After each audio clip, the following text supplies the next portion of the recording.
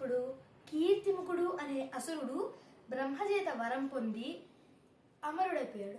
అమరుడయ్యి మొత్తం సుఖాలను అనుభవిస్తూ ఒకరోజు శ్రీ పార్వతీదేవిని కావించాలనుకున్నాడు.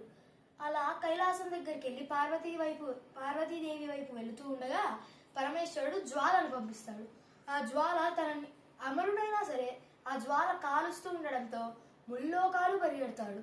ముల్లోకాలు పరిగెత్తి ప్రతి ఒక్క దేవుణ్ణి అడుగుతుంటారు, స్వామి నా మంటలు ఆర్పండి, స్వామి నా మంటలు ఆర్పండి అని. ఎవ్వరూ ఏమీ చేయలేకపోతారు.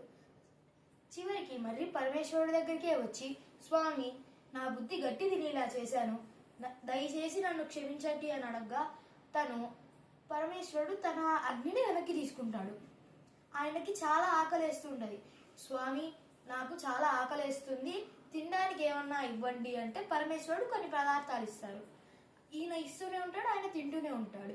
తర్వాత ఆయన చెప్తాడు, కీర్తిముఖుడు అనే అసురుడు చెప్తాడు, స్వామి ఎంత తిన్నా నా ఆకలి తీరడం లేదు, ఏం చేయాలి అంటే నిన్ను నువ్వు తినేయి అలా చెప్పగా తను ముసలిలా మారి కీర్తిముఖుడు అనే అసురుడు ముసలిగా మారి తోక దగ్గర నుంచి తల దాకా తినేస్తాడు.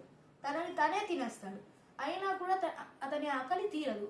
అప్పుడు పరమేశ్వరుడు ఏం చెప్తాడంటే, నువ్వు దేవతల వెనక ఉన్న తోరణం, మకర తోరణం పైన ఉండు. భక్తులు వస్తారు కదా, వాళ్ళ మనసులో ఉండే కామ క్రోధ మద మాత్సల్యాలను తింటూ నీ ఆకలిని తీర్చుకో అని చెప్తాడు. అందుకే ఎప్పుడన్నా ఏ దేవుడి దగ్గరికి వెళ్ళినా వెనకాల మకర తోరణం పైన తల ఉంటుంది. అతనే కీర్తిముఖుడు.